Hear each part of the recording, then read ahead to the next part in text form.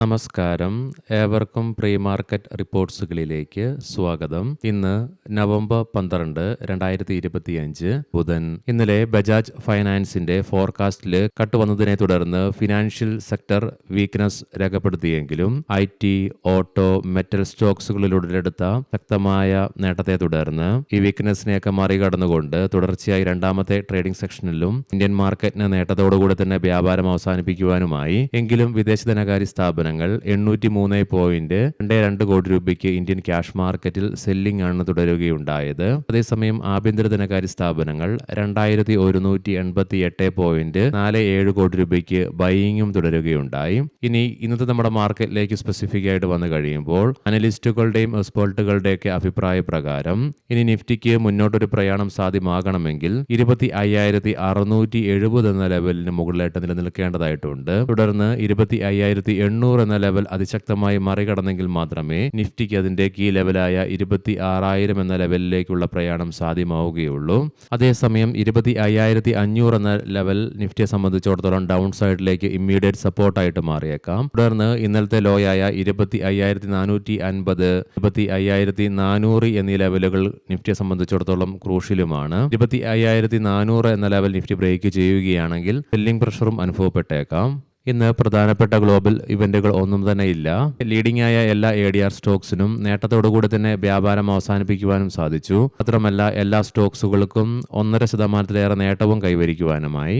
Tata Steel, Asian Paints, Ashok Leyland തുടങ്ങി ഒത്തിരിയേറെ പ്രധാനപ്പെട്ട കമ്പനികൾ ഇവയുടെ Q2 ഏർണിംഗ്സിന്റെ റിലീസുമായിട്ട് ഇന്ന് ലൈനപ്പ് ചെയ്തിട്ടുണ്ട്. ഇന്ന് Q2 ഏർണിംഗ്സുകൾ പ്രസിദ്ധീകരിക്കുന്ന കമ്പനികളുടെ ലിസ്റ്റുകൾ ടെലഗ്രാം ഗ്രൂപ്പിൽ ഷെയർ ചെയ്യാം. ഇനി നമുക്ക് ഗ്ലോബൽ മാർക്കറ്റുകൾ പരിശോധിക്കാം. ഇന്നലെ US മാർക്കറ്റിൽ ടെക് സ്റ്റോക്സുകളിൽ ഉടലെടുത്ത ഓവർ സ്ട്രെച്ച്ഡ് ആയിട്ടുള്ള വാല്യുവേഷൻസിൽ തുടർന്ന ആശങ്ക മൂലം S&P 500 നേരിയ നേട്ടത്തോടുകൂടിയും അതേസമയം നാസ്ഡാക്കിന് നേരിയ നഷ്ടത്തോടുകൂടിയും വ്യാപാരം അവസാനിപ്പിക്കേണ്ടതായിട്ട് വന്നെങ്കിലും കഴിഞ്ഞ ദിവസം US സെനറ്റില് US ഗവൺമെന്റിന്റെ ഷട്ട് ഡൗൺ ഒഴിവാക്കാനുള്ള ബിൽ പാസാക്കിയതിനെ തുടർന്ന് ഇന്നാണ് ആ ബില്ല് ഹൗസ് ഓഫ് റെപ്രസെന്റേറ്റീവ്സിന്റെ അടുത്തേക്ക് എത്തുക. ഇവിടെ നിന്നും ഈ ബില്ല് ഇന്ന് പാസ്സാക്കുകയാണെങ്കിൽ തുടർന്ന് US പ്രസിഡന്റ് ഈ ബില്ലിൽ ഒപ്പുവെക്കുന്നതോടുകൂടിയിട്ട് ഔദ്യോഗികമായിട്ട് ഷട്ട് ഡൗൺ ഇന്നത്തോടുകൂടി മാറുകയും ചെയ്യും. സോ അത് നടപ്പിലാകുമെന്നുള്ള ശുഭാപ്തി വിശ്വാസം നിലനിൽക്കുന്നത് കൊണ്ട് തന്നെ നിലവിൽ ഡോ ജോൺസ് ഫ്യൂച്ചർ 600-ലേറെ പോയിന്റുകളുടെ നേട്ടത്തിലാണ് വ്യാപാരത്തിൽ തുടർന്നുകൊണ്ടിരിക്കുന്നത്. യൂറോപ്യൻ മാർക്കറ്റ്സിൽ UK മാർക്കറ്റിന് 1%-ലേറെയും ഫ്രാൻസ് മാർക്കറ്റിന് 2.5%-ലേറെയും ജർമ്മൻ മാർക്കറ്റിന് 0.5%-അടുത്തും നേട്ടത്തോടുകൂടി തന്നെ വ്യാപാരം അവസാനിപ്പിക്കുവാൻ സാധിച്ചു. ഇന്ന് വെളുപ്പിനെ 2:30 വ്യാപാരം അവസാനിപ്പിച്ച ഗിഫ്റ്റ് നിഫ്റ്റിയുടെ ഇൻഡിക്കേഷൻ പ്രകാരം ഗ്യാപ്പ് അപ്പ് ഓപ്പണിംഗ് ഇന്ന് നമ്മുടെ മാർക്കറ്റിൽ എക്സ്പെക്ട് ചെയ്യുവാനായിട്ട് സാധിക്കുക. ഏഷ്യൻ മാർക്കറ്റ്സിൽ ജപ്പാൻ മാർക്കറ്റും കൊറിയൻ മാർക്കറ്റും നേരിയ നഷ്ടത്തിലാണ് വ്യാപാരം ആരംഭിച്ചിട്ടുള്ളത്. കൊമോഡിറ്റിയിൽ ബ്രന്റ് ക്രൂഡിന്റെയും ക്രൂഡ് ഓയിലിന്റെയും വിലയിൽ നേരിയ ഇടിവ് അനുഭവപ്പെടുമ്പോൾ ഗോൾഡിന്റെ വില വീണ്ടും ഉയരുകയുണ്ടായി. $4,142 എന്ന നിലയിലായിട്ടാണ് നിലകൊള്ളുന്നതും. ഇനി നമുക്ക് സ്പെസിഫിക് ആയിട്ട് നിഫ്റ്റിയുടെയും ബാങ്ക് നിഫ്റ്റിയുടെയും ടെക്നിക്കൽസിലേക്ക് പ്രവേശിക്കാം. ഇന്നലെ നിഫ്റ്റിയുടെ വീക്കിലി എക്സ്പയറി ആയിരുന്നതിനാൽ തന്നെ വരുന്ന ആഴ്ചയിലേക്കുള്ള 18-ാം തീയതിയിലേക്കുള്ള പുതിയ വീക്കിലി കോൺട്രാക്ട്സിൽ ഇന്നത്തോടുകൂടി ഏകദേശം പുതിയ ഓപ്പൺ ഇൻട്രസ്റ്റുകളൊക്കെ ക്രിയേറ്റ് ചെയ്യപ്പെടും. എങ്കിലും നിഫ്റ്റിയുടെ PCR 1.04 എന്ന ലെവലിലേക്ക് എത്തിച്ചേരുകയുണ്ടായി. മാക്സ് പെയിൻ 25,700 എന്ന ലെവലിലും വോൾട്ടാലിറ്റി നിലനിൽക്കുമ്പോഴും ലോവർ ലെവൽസിലുള്ള ബൈയിങ് ഇൻട്രസ്റ്റിനെ സൂചിപ്പിച്ചുകൊണ്ട് ലോങ് ലോവർ ഷാഡോയോട് കൂടിയിട്ടുള്ള ബുള്ളിഷ് ക്യാൻഡിൽസ്റ്റിക് പാറ്റേൺ ആണ് ബാങ്ക് നിഫ്റ്റിയുടെ ഡെയിലി ചാർട്ട്സിൽ നിന്നും കാണുവാനായിട്ട് സാധിക്കുക.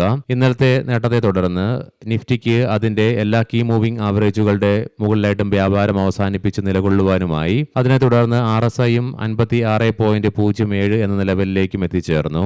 വീക്കിലി ഓപ്ഷൻസ് ഡാറ്റ പ്രകാരം 26,000 എന്ന സ്ട്രൈക്കിലാണ് കോൾ സൈഡിലേക്ക് ഏറ്റവും കൂടുതൽ ഓപ്പൺ ഇൻട്രസ്റ്റ് കാണുവാൻ സാധിക്കുന്നതെങ്കിലും 26,500 എന്ന സ്ട്രൈക്കിലാണ് ഏറ്റവും കൂടുതൽ റൈറ്റിംഗ് നിലവിൽ കാണുന്നത്. അതേസമയം 25,000 എന്ന സ്ട്രൈക്കിലാണ് പുട്ട് സൈഡിലേക്ക് ഏറ്റവും കൂടുതൽ ഓപ്പൺ ഇൻട്രസ്റ്റ് കാണുവാൻ സാധിക്കുന്നതെങ്കിലും അതേ സ്ട്രൈക്കിൽ തന്നെയാണ് ഏറ്റവും കൂടുതൽ റൈറ്റിംഗ് നിലവിൽ കാണുക. ബാങ്ക് നിഫ്റ്റിയുടെ PCR 0.92 എന്ന നിലയിലും മാക്സ് പെയിൻ 58,000 എന്ന ലെവലിലുമായിട്ട് നിലകൊള്ളുന്നു.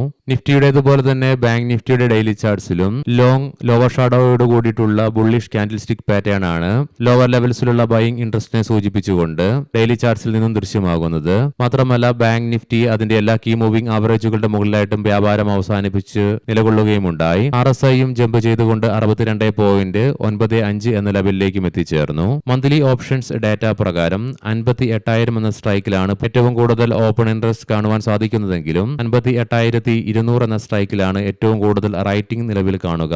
58,500 എന്ന സ്ട്രൈക്കിലാണ് പുട്ട് സൈഡിലേക്ക് ഏറ്റവും കൂടുതൽ ഓപ്പൺ ഇൻട്രസ്റ്റ് കാണുവാൻ സാധിക്കുന്നതെങ്കിലും 57,600 എന്ന സ്ട്രൈക്കിലാണ് ഏറ്റവും കൂടുതൽ പുട്ട് റൈറ്റിംഗ് നിലവിൽ കാണുന്നത്.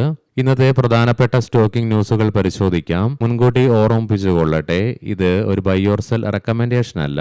പറയാൻ പോകുന്ന റിസൾട്ടുകളൊക്കെ quarter to year on year ബേസിസിലാണ്. BSE പ്രോഫിറ്റിൽ 61% വർധനവ് രേഖപ്പെടുത്തിയപ്പോൾ റവന്യൂവില് 44.2% ഉയർച്ചയും രേഖപ്പെടുത്തി. റെയിൽ വികാസ് നിഗം പ്രോഫിറ്റിൽ 19.7% ഇടിവ് രേഖപ്പെടുത്തിയപ്പോൾ റവന്യൂ 5.5% ഉയർച്ചയും രേഖപ്പെടുത്തി.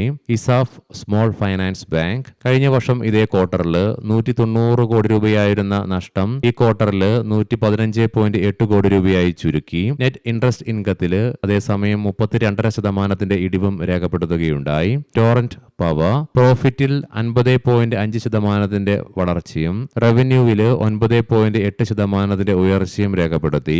തെർമാക്സ് പ്രോഫിറ്റിൽ 39.3% ഇടിവാണ് റിപ്പോർട്ട് ചെയ്തത്. റവന്യൂവിലും 5.4% കുറവ് രേഖപ്പെടുത്തി. PTC ഇന്ത്യ പ്രോഫിറ്റിൽ 30.8% വർധനവ് രേഖപ്പെടുത്തിയപ്പോൾ റവന്യൂവിൽ 11.7% വളർച്ചയും രേഖപ്പെടുത്തി. സാഗിൽ പ്രീപെയ്ഡ് ഓഷ്യൻ സർവീസസ് പ്രോഫിറ്റിൽ 72.4% വർധനവാണ് രേഖപ്പെടുത്തിയത്. റവന്യൂവും 42.9% വർധനവ് രേഖപ്പെടുത്തി. ഏവർക്കും നല്ല ഒരു ട്രേഡിംഗ് ദിനം ആശംസിക്കുന്നു. വൈകുന്നേരം പോസ്റ്റ് മാർക്കറ്റ് റിപ്പോർട്ട്സുമായി കണ്ടുമുട്ടാം. നന്ദി, നമസ്കാരം.